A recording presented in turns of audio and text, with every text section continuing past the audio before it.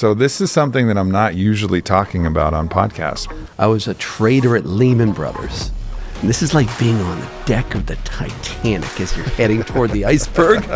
Equities, bonds, commodities. Let's just talk about these like main things. The United States government, their bonds have been like the foundation of the entire global bond market. Like the most trustworthy borrower has been Uncle Sam. The world's looking at us and going, are they going to get their shit together, or is this going to fall apart? 40% of all dollars ever created in the history of the United States of America were done so between 2020 and 21. Wow. Real estate is one of the best inflation hedges in the past like 30, 40 years. Nobody wants to sell their house. And so that's supported real estate prices dramatically. You got to listen when markets speak, right? The market's telling you that there's something out there next year with these big tech stocks. You're saying that there's a possibility that they're going to bomb the actual refineries, the drilling sites, etc. So imagine like 1,000, 200, I'd say 10,000 ATM machines. They're going to try to shut them off. Whoa. And that's by hitting the oil. What would you say to these people who are having these kind of moral issues? They're like, all right, well, maybe this goes up, but I can't endorse or support this in any way. You can get everything in life that you want if you just help enough other people get what they want.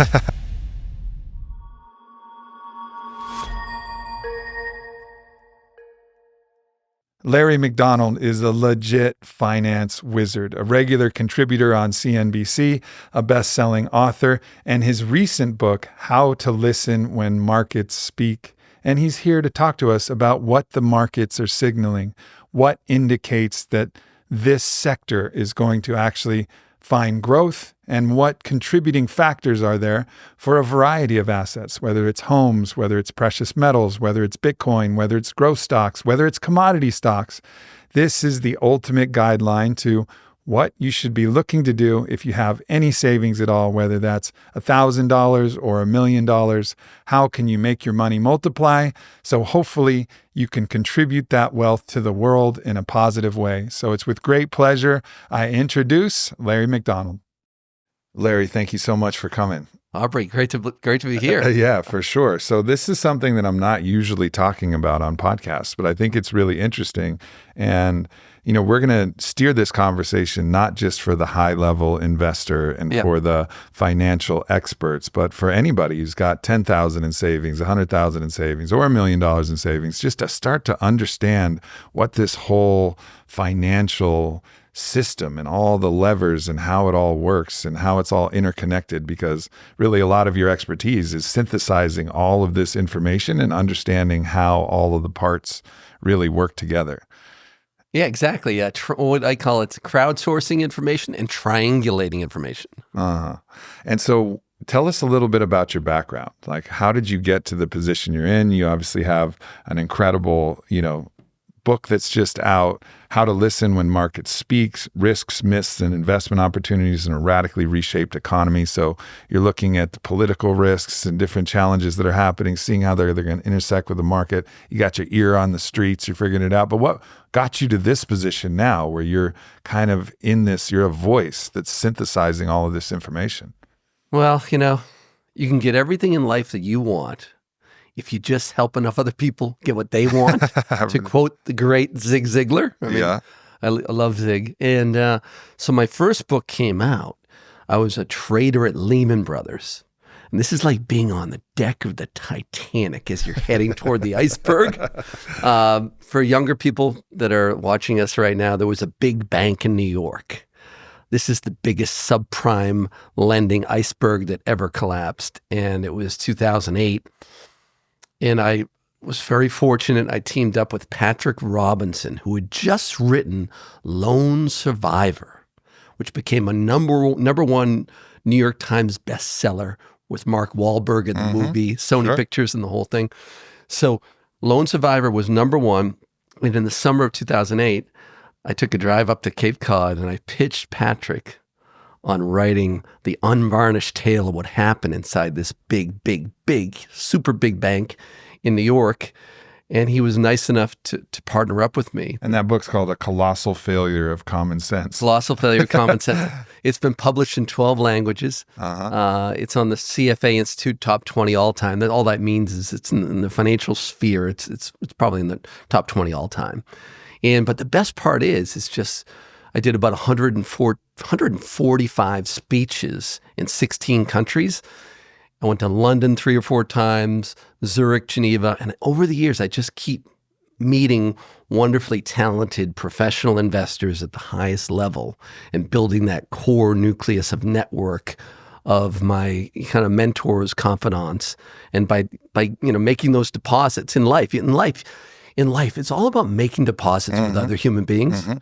And then asking for the withdrawal. It's the way I always talk about it is there's a word in the Quechua language, and I'm a psychonaut, and I've done a lot of medicine journeys with a lot of different traditions, and one of which is the ayahuasca traditions, and Quechua is like kind of the medicine language for them, and they have a word called aini, and it's reciprocity, and I liken it to a bank deposit, like a bank account. Right. And so the reciprocity bank account, the more deposits you make, which is all the good deeds you do for another individual or anybody or the world at large, the more that you have to withdraw when it's time to actually withdraw, when you have a book that needs to sell or when you have some help that you need.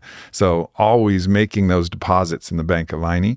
And so when it comes time to take some money out, to take a loan out on the credit you have, you want to always have like a really high balance in your bank of reciprocity. So it's exactly in line with and that goes back to my first book, because I was a trader at Lehman, but I had made a lot of deposits with Patrick Robinson and the family, because if you have a great story, it doesn't matter how great it is, you can't get it to the market fast, right, without having an avenue. Right. And because he was coming off of that he was a #1 New York Times bestseller, I needed a ghostwriter that could really get this story out to the world fast.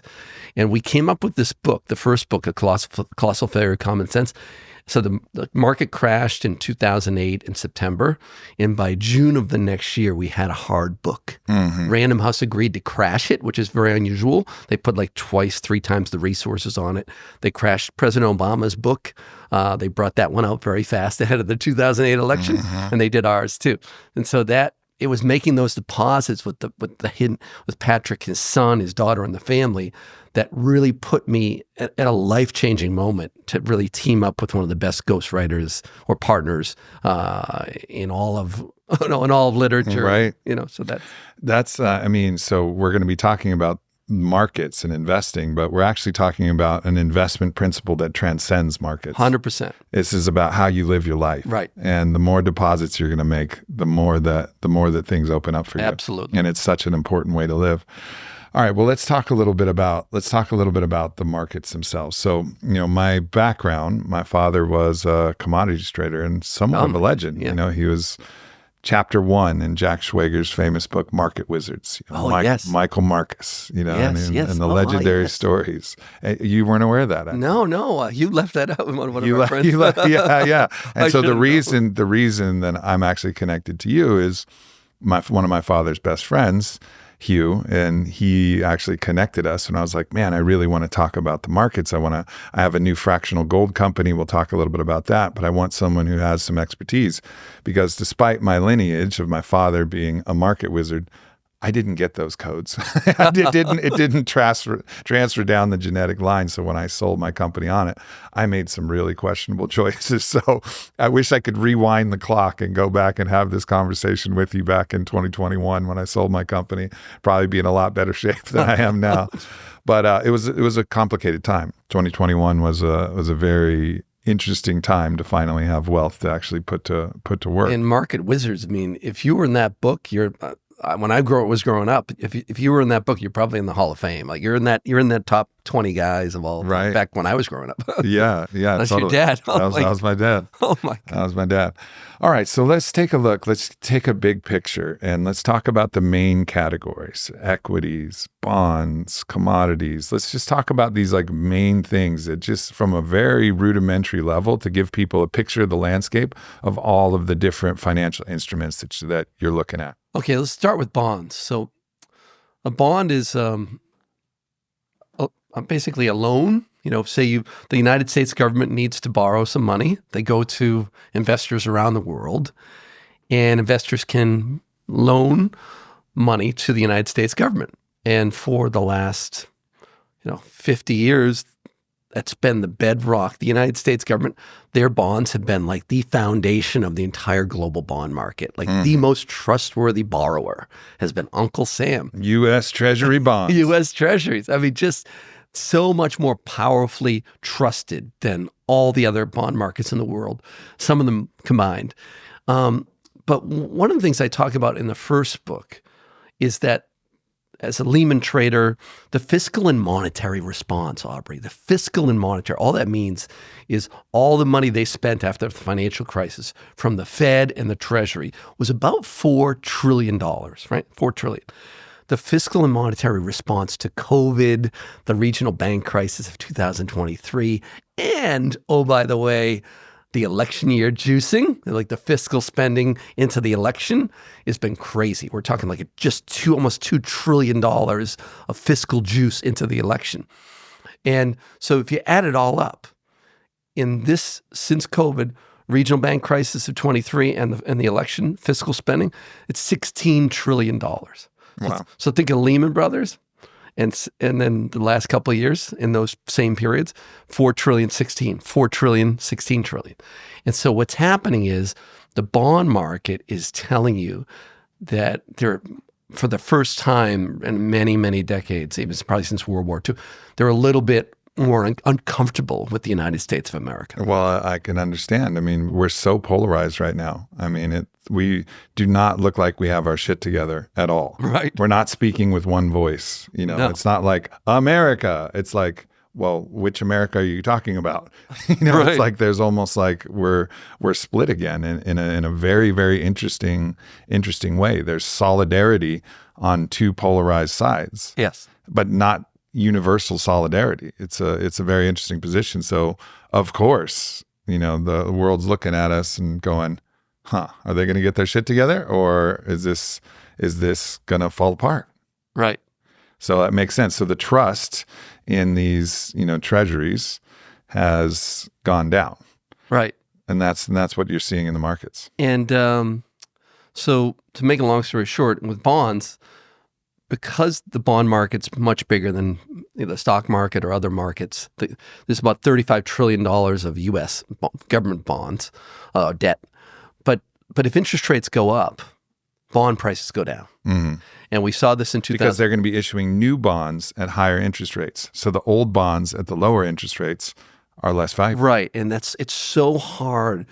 I do a lot of media in the United States with some famous media people, and I get calls from time to time from pretty famous media people, guys and gals that I've known for a long time. They're like, why do bond prices go down if interest rates go up?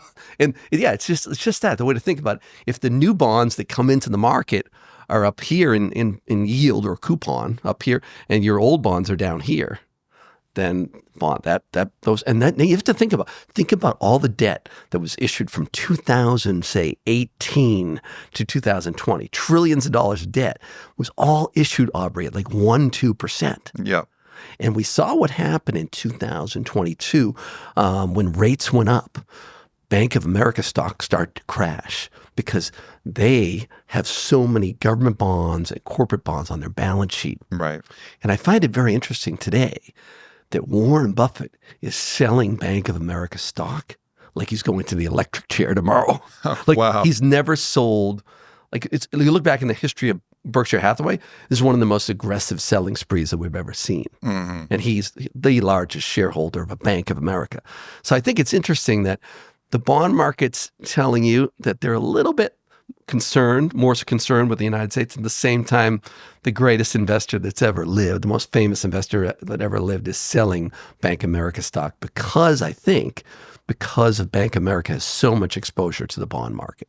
Well, also though, I mean, our interest rates are very high right now. Right. So ultimately it looks like, and I'd be interested to get your opinion on this, I mean, you would imagine that rates are going to drop.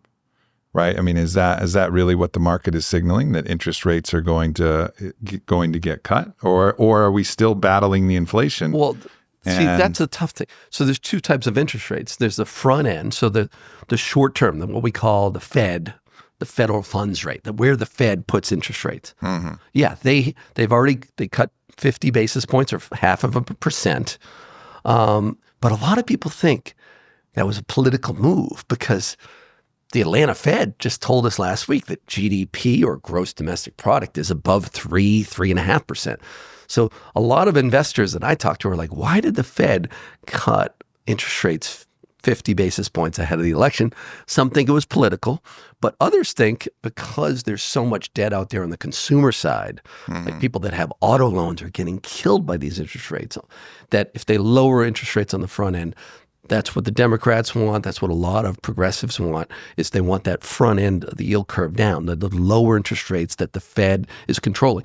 But the longer dated bonds, your 10 and 20 and 30 dated year bonds, right now the Fed has no control over those. And so there's two things that are happening. The longer dated bonds are going up in yield, lower in price. But to your point, the Fed, everybody in Washington wants rates lower on the front end in an election year. Yeah. So, I mean, these massive forces of inflation, right? So that's what the Fed's always trying to balance. It's trying to manage inflation, so inflation happens when there's money circulation, money velocity, right? Like there's a lot of money coming in. Obviously, we printed a whole bunch of helicopter money. We dropped off on, tons of individuals during the COVID lockdowns and this whole thing. Yes. We created a bunch of money, and then that money started to circulate around. And then with that money creation and money circulation, inflation really blossomed. And then so the rates went up higher, and to try and soak up some of that money, so that instead of people spending it, they would leave it in these, kind of higher yield interest rate vehicles, and so they would stop spending and just start to collect the yield. Whereas when interest rates drop, the idea is like, all right, well, we got to put this money to work, because if we're leaving it in a bank somewhere, we're only going to get 1%. Yeah. Or sometimes it's gotten all the way down to zero before. Right. And at that point, it's like, well, fuck, better do something with this money, because it's not doing us any good here. One of my favorite lines from the book, When Markets Speak, is 40% of all dollars ever created in the history of the United States of America were done so between 2020 and 21. Wow. 40% of all dollars ever created. And so that's where you're getting this sustained inflation force. And so think about Americans right now. Everybody is long a 2010 to 2020 portfolio. And what I mean by that is everybody watching us right now, a lot of people have 401ks. If you look at the structure of the market, the amount of capital that's in growth stocks, say your big, your Googles, your Microsofts, your Apples, your Nvidias, there's about $23 trillion in the NASDAQ 100. And so what happens is if interest rates normalize at a higher level, because of inflation, as we saw in 2022, all of a sudden a lot of money came out of stocks and went out of stocks and went into hard assets, commodities, gold, all kinds of commodities ripped in 2022. And to me, that was like kind of the appetizer before the big entree. And I think if inflation comes back, which we think it's going to, that's one of the main core theses of the book, then we are sitting on the precipice of the greatest migration of capital in the history of American capitalism, the Republic of the United States of America. If rates stay up because of inflation, then the Fed is going to have to start fighting that inflation again, and that's going to drive a lot of money out of growth stocks and into hard assets. So the hard assets, commodities, versus growth stocks and bonds. So that's interesting because interest rates are already higher. So usually to fight inflation, you have to raise interest rates even more. Right. But there's a point where it just gets absurd how high you raise interest rates, right? Right. And there's a lot of political pressure to not, especially in election year. Right. And so a lot of people think, okay, there was a Federal Reserve chairman by the name of Arthur Burns in the 70s. And in the late 60s, we had the Vietnam War. And wars are really, Aubrey, if you look back historically, and Neil Ferguson taught me this in our book, the great financial historian of all time, is that wars are very inflationary, like the Vietnam War. And then if you have things like the Great Society in the 60s, right? the Johnson administration. That was very inflationary. So it's very ironic that today we've got two wars which are inflationary, and we also have a huge fiscal stimulus, very similar to the Great Society. And so if you have that sustained inflation, Arthur Burns, what happened then is he was trying to hike rates, and this is the chairman of the Federal Reserve. He was trying to hike rates and stop inflation, and then he paused. And around at election time, and lo and behold, we had this first wave of inflation from, say, 1968 to 1970. Then inflation came down. It dropped dramatically, just like it did this last 12 months. And then there was another massive inflation wave. And so a lot of times inflation, it gets under the seat cushions, Aubrey. It gets under the pillows. Once it gets festered in there, just look at unions today. Look at unions. One of the things we talk about in our book is the power of labor. If you look at all the top unions in the world, in a disinflationary world, they're not as powerful because the union ranks are pretty happy, right? They're not getting hammered at the grocery store. Mm-hmm. But when inflation becomes more sustainable at a higher trajectory, unions will strike more. And you're seeing that at the ports, you're seeing that at Boeing, and that's all part of this inflation getting under the seat cushions. And I think that today our Federal Reserve is very similar to that Arthur Burns Federal Reserve in 1970 when they hike rates and they stopped too early for political reasons. So inflation might keep rising and then put the Fed in a pickle. Right, because then they can't cut the rates as much as everybody wants. That's when you're going to see this multi-trillion dollars come out of growth stocks. So then and into hard assets. So we're talking about. So we talked about treasuries. We talked a little bit about equities, which is basically betting on the performance of certain companies, and these companies have their own products that they sell, or also their holdings and how they invest so there's investment-based stocks and then there's product-based stocks. Right. But so equities are basically betting on the performance of companies, and you can buy them in aggregates if you want to buy like the NASDAQ or the Dow, or you can buy aggregates of these things. And then there's the hard assets. Right. So these are tangible things. So we're talking about metals. Like this, company that we have here, Metal Mark Mint, these fractional gold notes. These are, and you'll be one of the first to see these. Wow. So this actually came from our mutual friend Hughes, who had been talking to my father about the interest in fractional gold, being able to create gold notes, printed, gold Aurum notes. And then we partnered with some iconic artists. That's Frank Frazetta there. So it's fully assayable, recoverable gold. So gold is That's quite an image. It's quite an image, right? Yeah. So we have our standard notes, and then we have our collectible notes that are coming out. So gold is one of these kind of hard assets, one of these basically commodities. It is a tangible thing, right. And homes, a tangible thing. And it's the deepest and most liquid. To give people an example, people have to understand, the gold market's like $16.6 trillion in size. So all that means is it's very deep and liquid. So if someone needs to sell, a big family gets nervous, a wealthy American family, a huge one, they need to sell some gold. The market's deep and liquid. It's immediate. It's never hard to sell gold. Exactly. But if you need to sell and what we've seen this over the last decade. Over the last decade, the largest drawdown for gold is 22%. 22. The largest, meanwhile, Bitcoin since 2017 has had 4 drawdowns of 74% down, almost 80% down, then 250, and then 2 more drawdowns of 50 and 60%. So, and that's all because nothing against Bitcoin, but it's only like $1.5 trillion market. And there's a certain amount of families that control a huge stake of that. Always remember when you're in Bitcoin, it's a $1.5 trillion market, but there's like 40 families that control, I think, 40% of it. So there's not as much liquidity as meets the eye. And so what happens with Bitcoin is when markets get a little bit more volatile, even though the sales pitch is really incredible around fiat, around deficits, you want to own things like Bitcoin and gold and hard assets. But always remember, it's the liquidity that provides you that store of value. So think of gold. The largest drawdown in the last 10 years is only 22%. The largest drawdown for most other classes is much, much greater.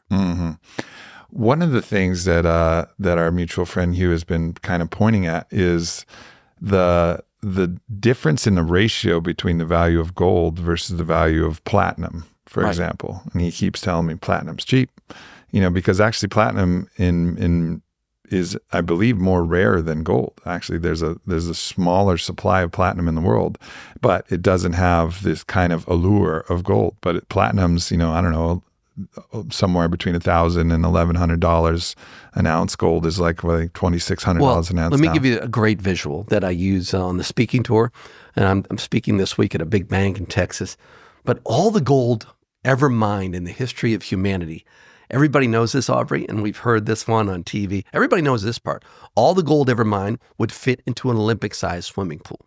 Wow. Right? So think of that, big Olympics. All the gold ever mined in the history of the world, but all the platinum and palladium ever mined in the history of humanity would only go up to your ankles in that pool. Wow. That's how much more rare platinum and palladium are relative to gold. So I think when gold gets up at these levels, we've been recommending over the last 4 or 5 months for people to diversify out of some gold and into some of what we call the tertiary plays. So the second and third level metals like silver, platinum, and palladium. That's really interesting. And then just to give an example, silver's more silver than gold, I would imagine. So how many swimming pools of silver are there in the world? Yeah, well, it's $1.5 trillion market. So it's cheaper. It's relative to gold. Like gold's at 16. There's just more value, dollars in gold. So silver's 16.5 trillion. And gold is like 16.5. So trillion and a half. A trillion, 1.5 to 16. Yeah, exactly. 1.5 trillion versus 16 to 16.5 trillion.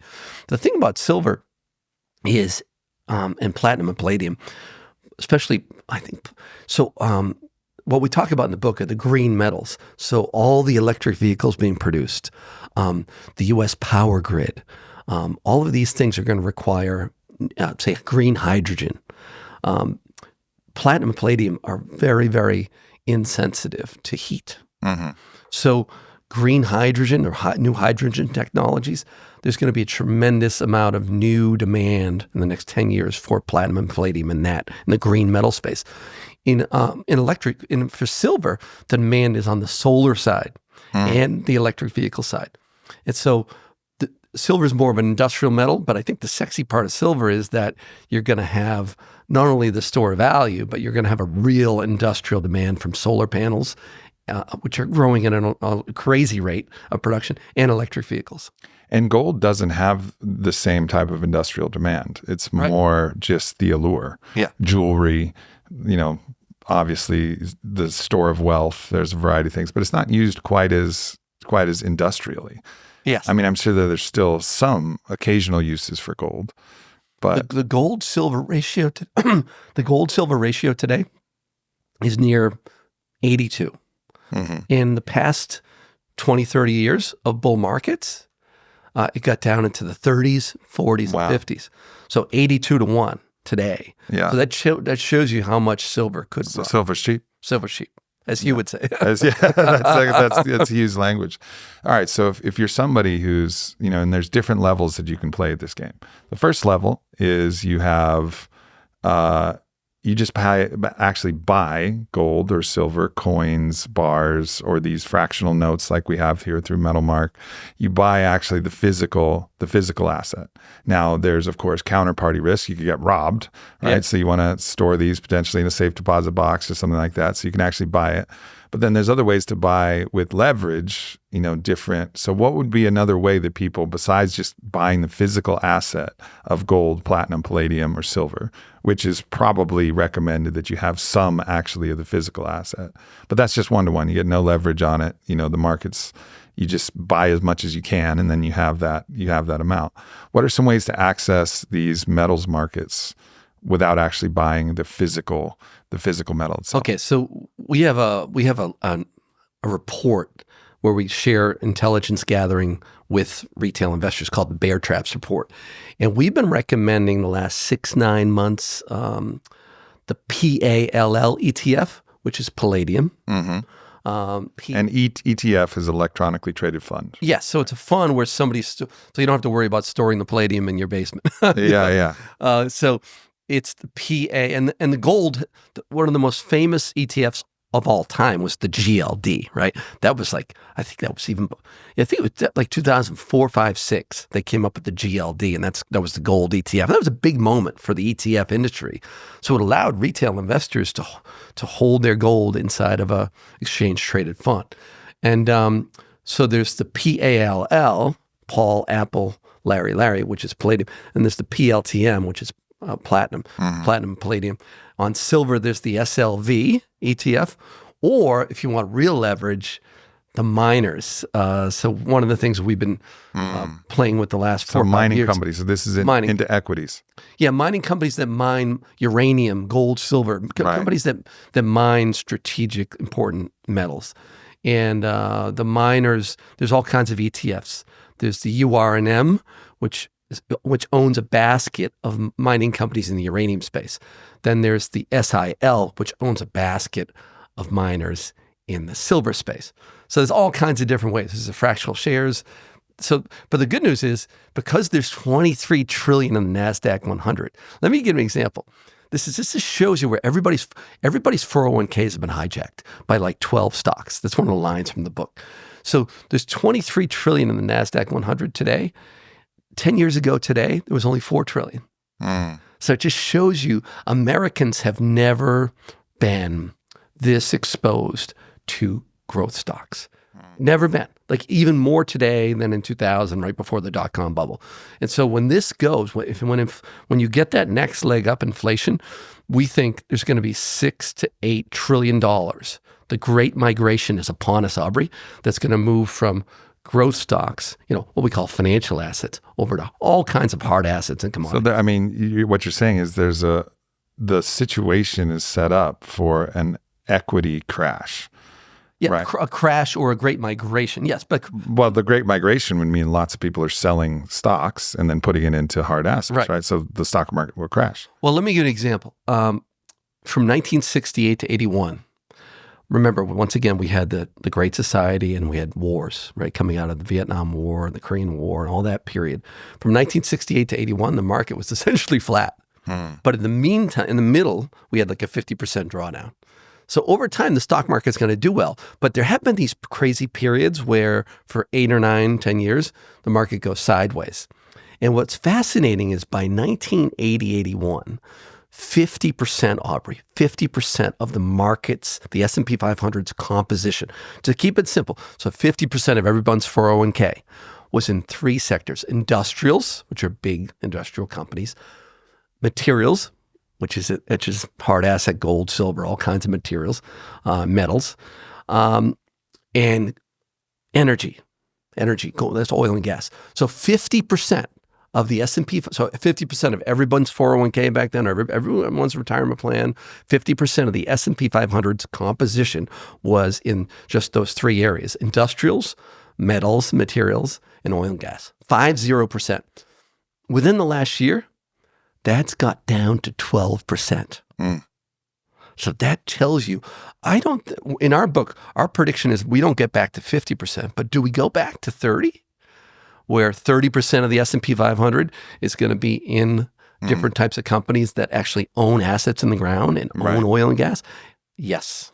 Yeah, that's really interesting. All right, so if somebody's listening and they got money in savings and they're like, all right, well, if I wanted to make some of these plays, I think one of the, and I'm not involved with any of these different, companies that allow you access to these markets, but he recommends interactive brokers. You sign up, you get an interactive broker's account, but there's many different accounts that you can sign up and then get access to these if you don't have a money manager who can handle it for you and you can tell them what to do. What do you recommend if somebody wants to open up an account and get access to some of these ETFs? There's Charles Schwab, right? There's all kinds of There's your Merrill Lynch's if you want to have a financial advisor. There's the Raymond James where you can have an independent financial advisor. There's the Charles Schwab if you want to do it yourself, or Ameritrade, but I think they've combined. So there's all different types of ways. And then Interactive Brokers, I think, is for a little bit more sophisticated crowd like you. But for the average person, I think Charles Schwab has the best platform for the average person. Mm-hmm. Interesting. Well, this is, we're going into a period, and interestingly, by the time this actually releases, we'll know who the president is. Hopefully, at least we'll have a decision about what's going to happen. But in this time, I mean, I think people are predicting there's going to be quite a bit of uncertainty, and so the hedge against uncertainty, and really what you're saying is, these things that are hard assets, like things in the ground, things that are tangible, are really the place to actually be looking to put your money.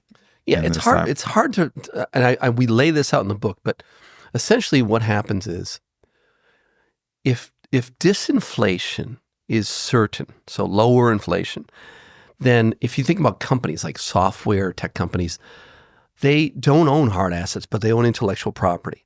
And so in a disinflationary regime, like think 2010 to 2020, that's a classic, like every year inflation was low. In that kind of world, people want to own stocks that own technology, software. But if inflation normalizes at a higher trajectory, then you want to own companies that own assets in the ground, because those assets that the companies own are going to offset you versus that inflation. And so that's why during the 2010 to 2020 regime, because inflation was just so certain year after year after year, people didn't want to own value stocks. Value stocks are typically own a lot of assets and commodities. And so we've gone through this great historic bear market for commodities and companies that own hard assets. And that's because of that certainty of disinflation, lower inflation every year. But just now, the last couple of years, we had this little bout of inflation in 2022. It was pretty nasty. We came down because the Fed cut rates. But if the Fed can't control this inflation, that serpent inside the market is going to drive money over toward those other types of value stocks and stocks that own assets in the ground. That's the difference, is the 2010 to 2020 portfolio that everyone's watching us right now or listening. That's a different type of portfolio than the 2020 to 2030 portfolio.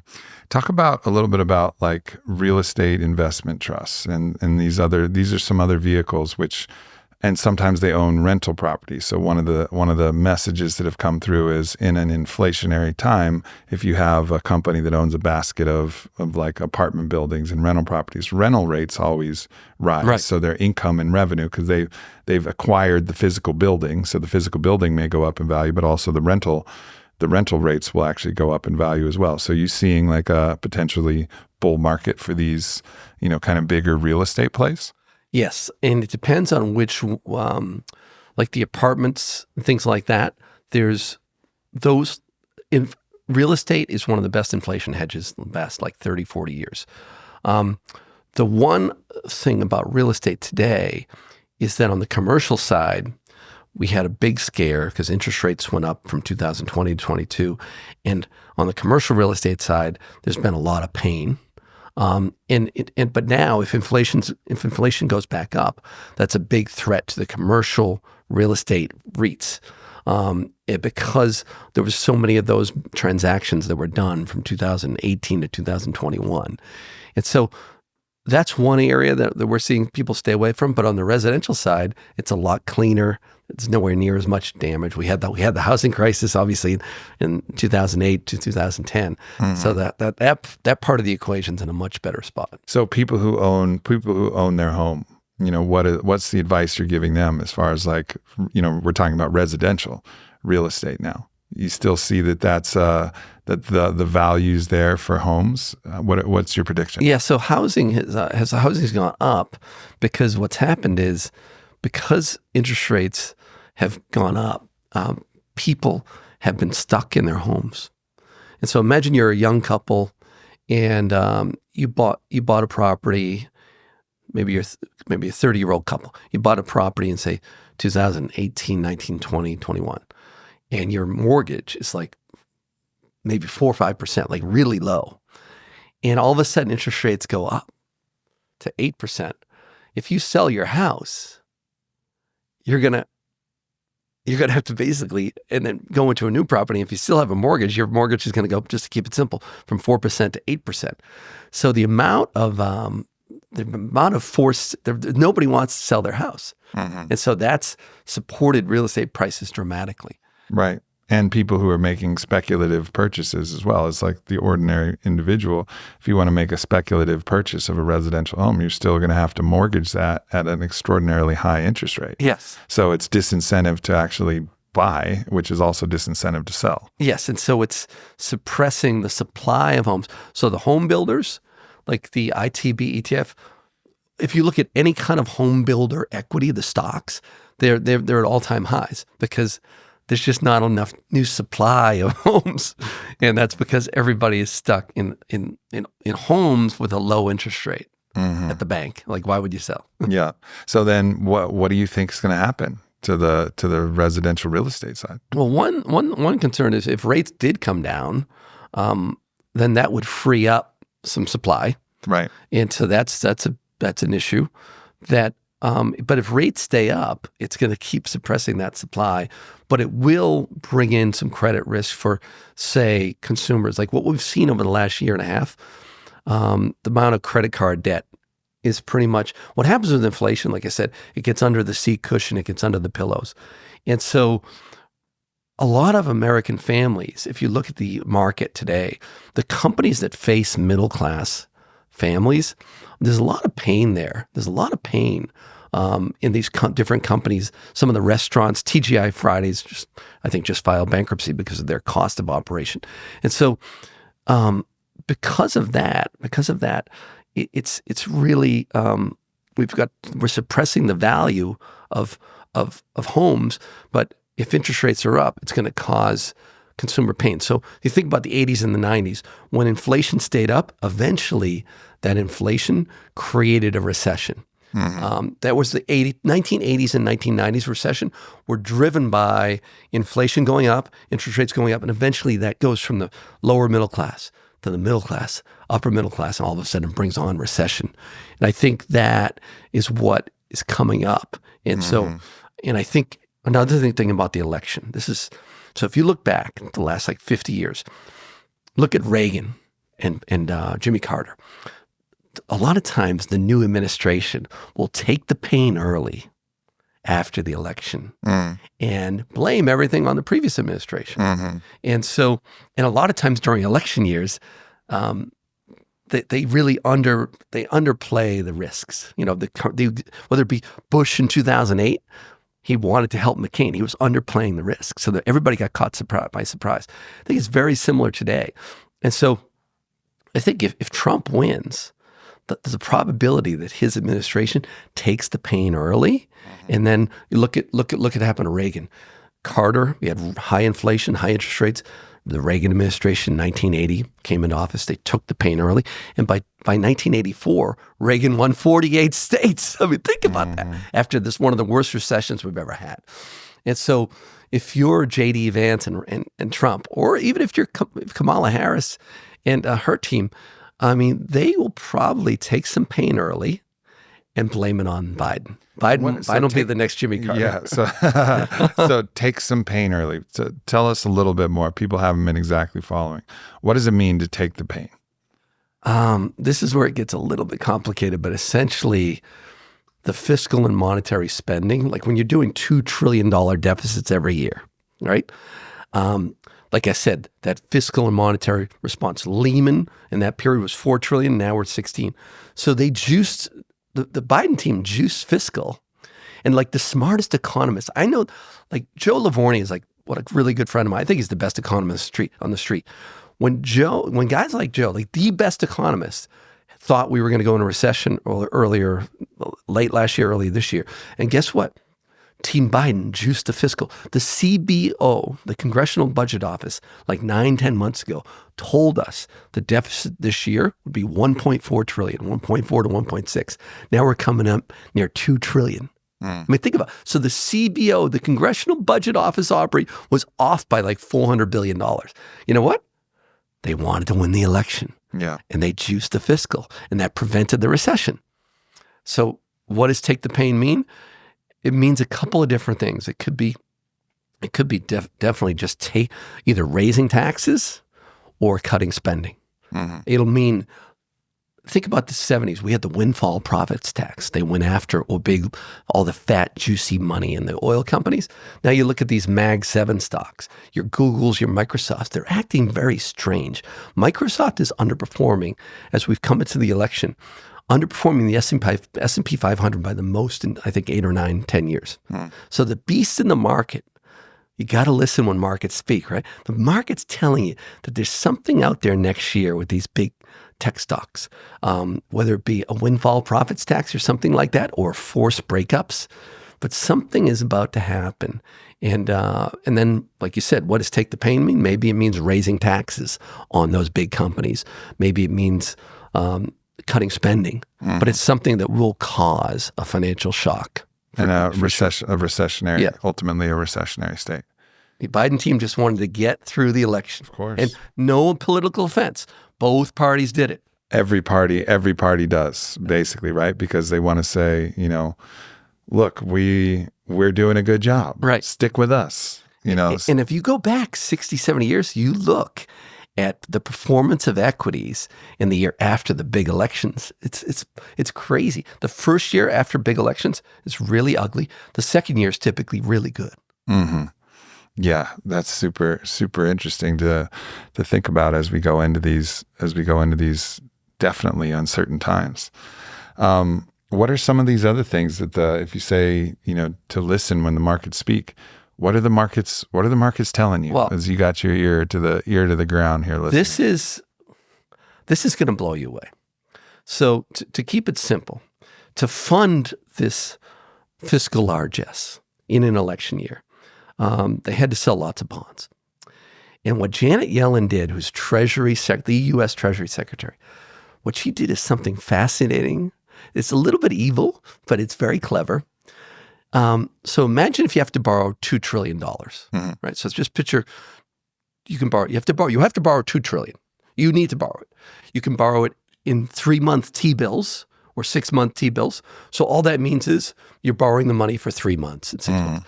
Those bonds in a crazy market with oil moving and interest rates moving like this, those bonds don't move.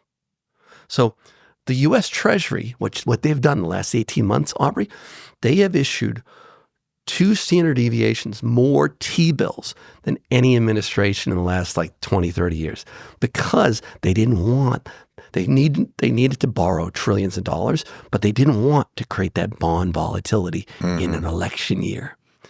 So they borrowed $2 trillion, but they issued it all in T-bills. Now, normally, if you were going to borrow money the last 30, 40 years, and you're the U.S. government, you're the Treasury Secretary, the responsible thing to do is issue 2-year bonds, 5-year bonds, 10-year bonds.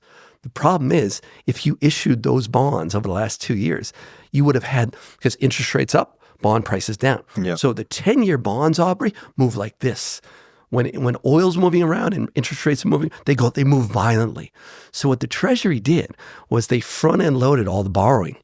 And so guess what? Markets are telling you right now, if you look at the way the bond markets act, the next Treasury Secretary is going to have to take all this borrowing that's in the front part of the bond market. So it's 3 months T-bills, 6 months, they don't move. But the next Treasury Secretary is going to have to issue 5 and 10 and 20-year, 30-year bonds. And that's going to push rates up.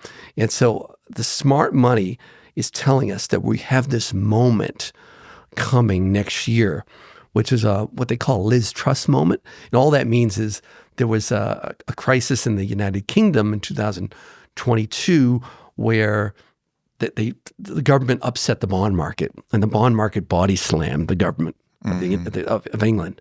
And the same thing is about the beast inside the bond market. When they issue all those longer dated bonds, those bonds are going to be much more volatile, and they're going to have to term out the debt, and that's what's going to create some of this disruption next year. Mm-hmm. Now, there's been, we hear a lot about just the rising level of debt. I mean, the U.S. debt is out of control, and I think a lot of intelligent people are highly concerned about this. But then there's other people, I'm sure, listening like, okay, well, the debt goes up, but who's going to collect? Like what happens? Why can't the debt just keep going up forever? Who's going to call in? So what does it actually mean that debt's rising, and what is the actual danger here of keeping the debt? So for the last 30 years, we've been spoiled. What I talk about in the book is there's two types of world. There's a unipolar world where the United States is like the king, not a lot of global stresses, and that's been pretty much the last 15, 20 years since the late 60s, 70s. We're in a much more what we call unipolar world. In a unipolar world, you're much more deflationary. And in that period, over the last 20, 30 years, the global countries around the world, you're from Russia to China to France to Japan, they've been very, very aggressive bond buyers. Right. So imagine you're the United States. You have to borrow money each year, and say you have the U.S. bond buyers, but every year there's maybe that extra trillion or two, especially the last couple of years, where the global bond buyers have always been there for you. The problem is we've used sanctions aggressively over the last decade, where we're sanctioning foreign countries, right? And so if you're an emerging market country, I'll say you're Brazil, and you just watched the United States over the last decade use sanctions. This is classic hubris, which I talk about in the book. But the United States government's essentially, this is one of the most, it reminds me of Lehman Brothers, like gross hubris. And all that means is like excess confidence. Mm-hmm. So they're so confident that those global bond buyers, Aubrey, are always going to be there. And that's because they always have been there the last 10, 20 years. But when you use the sanctions weapon over and over again, and then we had the war in the Ukraine, which is basically like a big bully club where they took the Russian private property. And I'm not defending what they did, but they did take Russian assets, I think $250 billion, and they basically confiscated it, okay, which was Russian government's bonds and all kinds of assets. Mm-hmm. And so that's like a super sanction. So after 10 years of sanctions, and after all that hubris, now we've gotten even more aggressive with sanctions. And from what I hear from institutional investors at the highest level around the world, there's less of an appetite for U.S. Treasuries, just marginally, than there has been. Mm-hmm. And because you're losing, if you look at the ownership of treasuries from, say, China, for example, or all these different countries, there's that less marginal buyer. And so people think that that's what's going to cause this crisis where the Federal Reserve is going to be forced to come back in and support the bond market. And if that's the case, that creates a really weak dollar, and that would give you a super spike in your hard asset portfolio. Mm. Yeah. And so we're going from this unipolar world where the U.S. is really dominant, and it's pretty clear that we have a multipolar world now. And at least, so we have China, we have Russia, we have like this kind of interesting multipolar world, which is like, where's actually the stability? Right. And in the world. And so that's what we talk about in the book. The multipolar world is, and thank you for bringing that up. You're bringing the conversation full circle. But in a multipolar world, you have more instability, wars. Right now, we've got literally every day, if Israel hits the assets, which I think it's just a matter of time, either the nuclear assets or there's an island off the coast of Iran that literally has much of that infrastructure of Iranian. Now think of like the Iranian oil. That's what I call the ATM, your cash machine for Hezbollah and Hamas. And forget about the politics of it. This is a mathematical historical fact that the large amount of funding for Hamas and Hezbollah has come from Iranian oil. Okay, and so if you're the Israel government the Biden team has been basically saying, stand down, stand down, stand down. But I think that after the election, they're going to hit that oil. And that's, once again, that's your multipolar world. So you're saying that there's a possibility that they're going to bomb the actual refineries, the drilling sites, et cetera, to actually shut down their supply. And they're going to they're going to take that. So imagine like 1,200, I'd say 10,000 ATM machines. They're going to try to shut them off. Whoa. And that's by hitting the oil. And then you're into a classic multipolar world, like we talk about in the book, where the Fed can't control inflation at that point. Doesn't matter what you do with interest rates. Because they're supplying oil for much of the world. Yes, I think it's 3 million barrels a day would get taken offline. Now, the Saudis, and remember, when you talk to real oil professionals, the Saudis can up production and offset that over the course of a year or so. But not immediately. Not immediately. We're talking gas prices through the roof. We're talking at least 6-9 months of, $80 to $100 oil, gas prices at the pump. Maybe even, those long lines that we experienced in the 70s. We could go back to that. That's your real classic multipolar world. But what it does is, because there's 23 trillion in the NASDAQ 100 and everyone's 401ks are in that 2010 to 2020 portfolio, once you go into a 1968 to 81 world that's multipolar, everybody's basically in the wrong portfolio. So do you consider energy in that kind of hard asset category? So let me give an example. In 2014, the NASDAQ 100, so the tech stocks, were 4 trillion in size, and the entire energy market of all stocks, so 4 trillion for the tech stocks, and energy was 3.4 trillion. So 4 trillion versus 3.4. Today, we're 23 trillion for the NASDAQ 100, 23, but the energy stocks are back under 3 trillion. Mm-hmm. So the energy stocks have gone, the last decade, they've gone from 27% of the S&P 500 going back, way back, but within the last year and a half, they've been down to like less than 2% of the S&P. And so you went from 3.4 trillion of the value of energy stocks, oil and gas, to 2.8. And the tech stocks went from 4 trillion to 23. And so, those types of stocks, you're going to see, I think 5 years from now, your Exxons, your Chevrons, your BHPs and the metals, your Rio Tintos, these are going to be in your top 10 or 20 stocks in the S&P. But today, the entire S&P 500, those top 10 stocks, are literally almost all financial asset type stocks, tech stocks. Mm-hmm. We're going to go back to a day. If you look back at the 60s and 70s, every decade, Exxon was your largest market cap stock, for the 1960s, 1970s, part of the 80s. And so, the energy stocks have just been really tossed. And don't forget, Warren Buffett is selling his Apple at the most aggressive. He's cut half his Apple stock. Warren Buffett, this is like the most famous investor of all time. And you know what stock he's been buying is Occidental Petroleum. He's more than doubled his energy stock size of his portfolio in the last 4 or 5 years. Mm-hmm. So Buffett's selling tech stocks and buying energy stocks. For people listening, they may be in a place where they're like, they find some moral quandary. Right. Because, I recently interviewed Steven Donziger, and he had this, pretty outrageous case of Chevron really abusing their power in a local community and then really leveraging kind of personal attacks. And so there's some moral issues with some of these energy companies as well.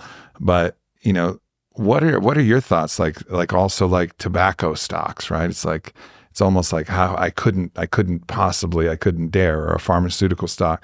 But, in this world, what would you say to these people who are having these kind of moral issues? They're like, all right, well, maybe this goes up, but I can't. Yeah. I can't endorse or support this in any way. That, you're 100%. That's been the case for the last at least 20 years, and it's picked up steam for sure. And that's why, remember, the prediction of the book is we're not going to go back to energy, oil and gas, materials. We're never going to get back to 50%. But let's think about a moral compass for a second. Let's think about Apple. So Apple makes 2 million plus iPhones a year, right?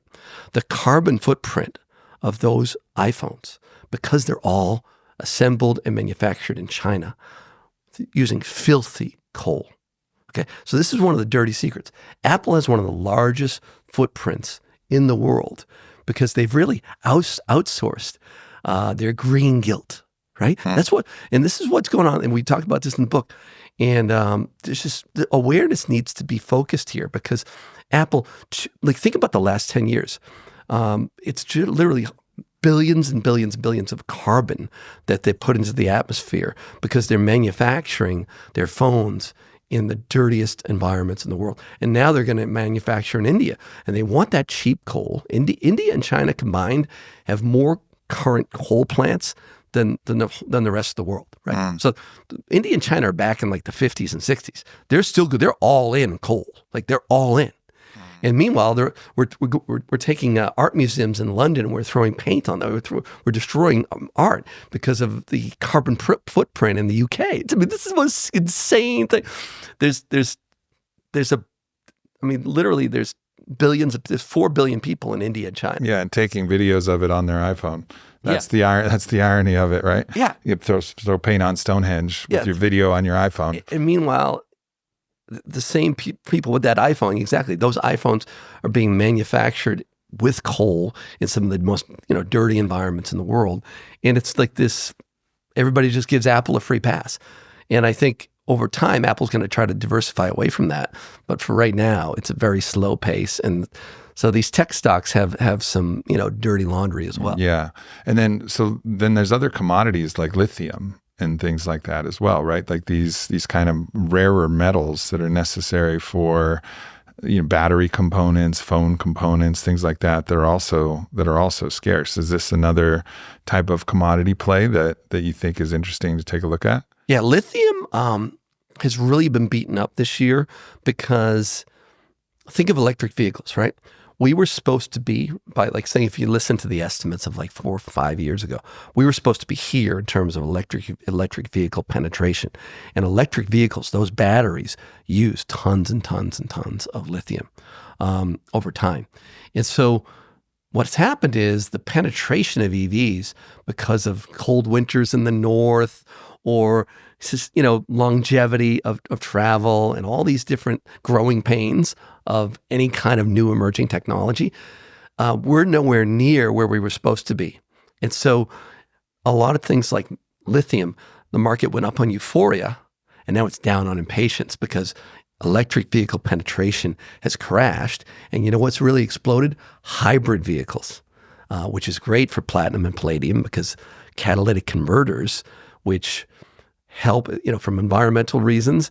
If you have a car that's a hybrid, it's part gas and part electric, right? So you have that gas component. So you've got that muffler and that, to keep it simple, those catalytic converters in there suppress or trying to keep down carbon emissions. And so what's happened is as EV penetration has crashed, hybrid penetration has exploded, and that's starting to give you a big move in platinum and palladium. But it's hurt the lithium plays. And so we think now the lithium plays, the long-term trajectory of lithium is fantastic because of those batteries. But it's basically in a bear market now because of that. Electric vehicles are nowhere near as popular as everybody thought they were. And you're seeing, if you listen to the conference calls at General Motors and Ford, they're admitting, we have to restructure our plans on electric vehicle production because the demand's just not there relative to what Wall Street analysts told us 5 years ago. Yeah, I get it. Well, it seems like there's, really what's emerging is the strongest case for platinum and palladium. Oh, yeah. The thing about platinum and palladium is the bull markets, say palladium, for example, the last 2 bull markets were, I think, 1,800% and 800%. Now, the danger side is, just like with Bitcoin, because the market's so small, like I said, the gold's at 16.5 trillion. The entire platinum and palladium market, I think, is 400 billion. So it's much smaller. And so you're going to have more volatility. But your upside, like I said, you've got the last two big bull markets, 1,800% and 800%. And now you're like with palladium, you're like 45% off of the vicious, horrific bear market lows. And that gets back to the other side of the coin, what I was just talking about. So 5 years ago, over the last 5 years, they told us that electric vehicle penetration would be here. So that's a huge negative for platinum and palladium, because if the electric vehicle penetration was here, you don't need those catalytic converters, right? To keep it simple. And so right now, palladium and platinum have been in this, like, as Hugh would say, just a grisly bear market for those commodities. There's been a time where, do you know the current spot price of platinum versus gold at this point? What are the spot the price? ratio? So palladium's like a little bit more than 1,000, and gold's getting up near 3,000. So 2,800. So 27, 28. And there's been a time where they were actually 1-to-1. Right. Exactly. So if you look at, if you charted, well, I can send you the chart, but if you charted the platinum and palladium versus gold, we are at the ultimate high watermark that we've ever seen. And also, if you measure the capitulation, we have a model at the Bear Trap Support where we've actually measured the pain.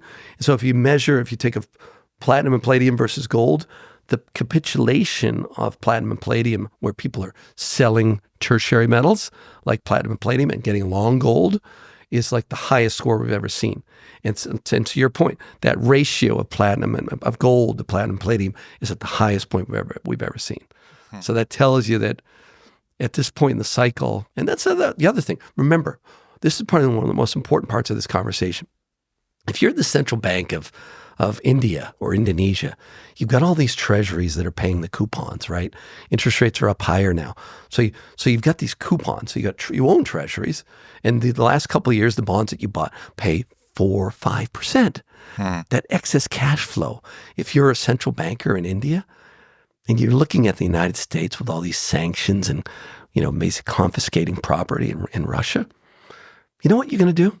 You're going to buy more gold. But the problem is, if you're the central bank of India or Indonesia, can you buy silver, platinum, and palladium? It's very difficult for central banks. And so that's why. Because there's just not the liquidity. You can get fired at some of these pension funds and central banks around the world. You can get fired and shot if you buy something that's not as liquid. You need a deep liquid pool. And that $16.5 trillion pool of gold is just, it basically allows these central bankers to sleep at night. And so that's why you've got this vicious premium. It's because of that multipolar world. It's because of those higher interest rates. And you've got this excess buyer that hasn't been there the last 20 years, and he's in there every morning buying gold. Yeah. This is really fascinating. So, all right, so let's go back to these different avatars. You got $10,000 in savings, you got $100,000 in savings, you got $1 million in savings. What is your recommendation here? And I know, obviously everybody's got to do their own due diligence and, cannot take financial advice, without proper, all of the disclaimers and everything that's there. But if you're just going to speak friend to friend to individuals, like what should people be thinking at these different levels? Okay.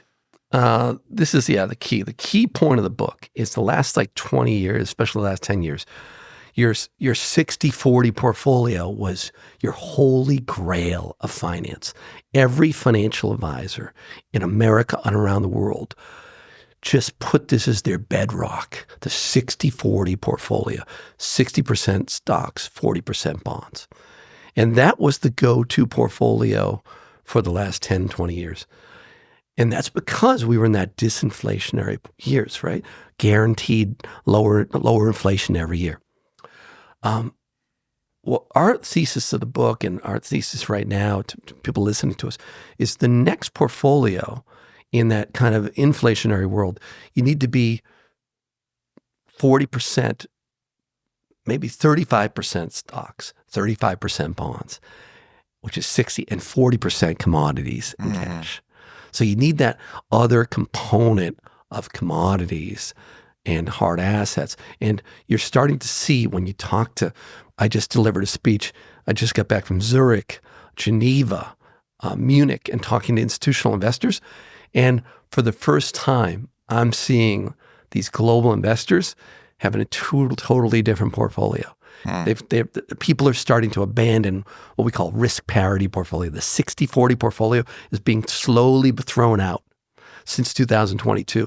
And people are going to have that new portfolio of 35% stocks, 35% bonds, 40% commodities and cash. The other thing is, for just simple logic, you take someone's age, and that's the percentage of their assets that should be in bonds, right? Historically. So and this is what just financial advisor 101.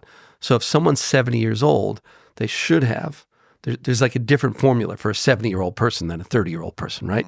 So if you're 70 years old, you should have 70% of your money in bonds and 30% in stocks. So that 60-40 portfolio was for younger people. But guess what? There's a line in the book, and this is one of these moments in history that is so crucially important. The oldest baby boomer, take a guess at what the oldest baby boomers are today. And Hugh could tell you, right? Because I think Hugh and my dad are in the baby boomer camp. The oldest boomers who have 78 trillion of wealth, Aubrey. 78 trillion. That's literally the millennials only have like 8 trillion of wealth. So the boomers have 78. The oldest boomers today are about 78 years old. So 10 years ago, they were 68. And so they were much more aggressive in their ownership of stocks. But today, you've got that oldest boomer, 78. So they're moving on. They're going to be moving out of stocks because 78 trillion of wealth is now in the hands of much older people. And so that money is going to come out of stocks. Now, the bonds are paying more, so the higher interest rates go up, it attracts money out of stocks. That's what's really dangerous. Like right now, it's a lot like 87 because interest rates in 87 went up, and when rates go up, all of those boomers start to say, wow, I can get 5%. Guaranteed. Yeah, from Uncle Sam for 5 years, something like that. Right now, it's about 4% for 5 years, a little bit less. So that's why bonds become a big threat to stocks when interest rates go up. And that whole 60-40 portfolio gets tipped over in an inflationary, regime. Mm-hmm.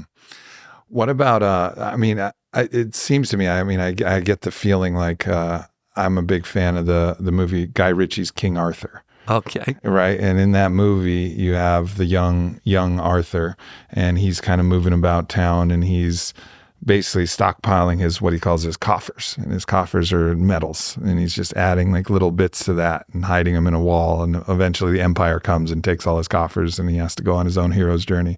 But it seems like a time where it makes sense to start lining your coffers with these hard assets, and like actually, that seems like a big play. Well, above all, one of the most important lines for right now, according to Goldman Sachs, which is one of the largest investment banks, Americans have never been this long stocks relative to commodities, cash, or relative to commodities and cash. And if you look historically at when interest rates are this high and when ownerships of stocks is this high, the forward 10-year returns are really, really bad. And so right now, if you've got a 401k, you've probably done great. It makes sense to reallocate that 401k into other choices away from where the mad mob is. And like I said, the ownership of stocks today has never been this high relative to cash and commodities. Super interesting.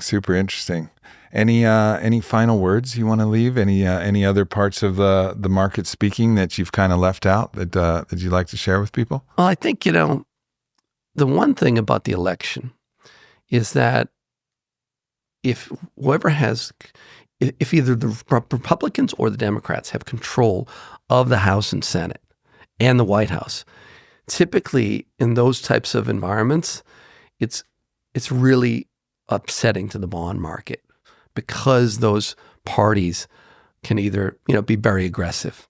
And so that's one thing we want to think about when it comes to the election. And so this will air after the election, but if you see a sweep on either side, it's going to be extremely disruptive because global investors are going to be worried about, okay, what's the what's Team Harris going to do? They're going to pass aggressive tax hikes, and they'll have all three branches of government to do it. Or what's Trump going to do? Oh, he's going to cut taxes, or he's going to spend money on fiscal. So that's one of the big things, is the outcome of the election is going to have a big impact. And just, always remember that when it comes to investing, just today, there's so many resources for information, Twitter, all kinds of avenues, your financial advisor. And so people can access information on web, webinars, webcasts. And so you just want to do your homework, get a good advisor and, prepare for that road ahead. Mm-hmm. If you had to make a prediction, I know it's not necessarily what you focus on the most, but if you had to make a prediction for Bitcoin in the crypto market, what would you say to might happen here? Well, long term, because of the scarcity issue, it's going to be fine. But because those 40 families control so many Bitcoins, if there's any market disruption, they could see a sell-off. Yeah, you're going to see with Bitcoin. You're gonna get another 50% drawdown. The problem is testosterone is in young men and women, but especially in men. What we write about in the book, testosterone is your greatest enemy, right? You should sit in the boat. With Bitcoin, the one thing that's nearly certain, right, is sit in the boat and wait for that 50% drawdown. Mm-hmm. Just as sure as God made little green apples, you're going to get them. I mean, just as sure.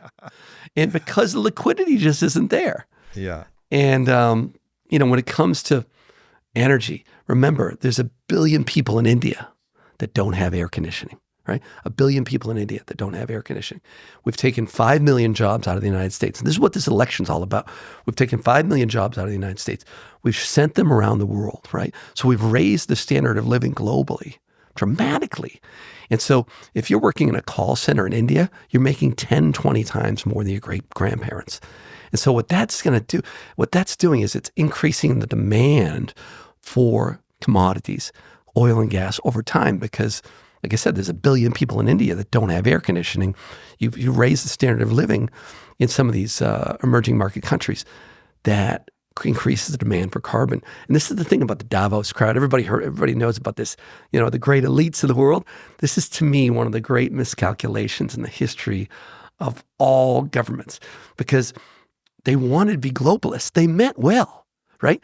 They've meant well. We decimated the Rust Belt, right?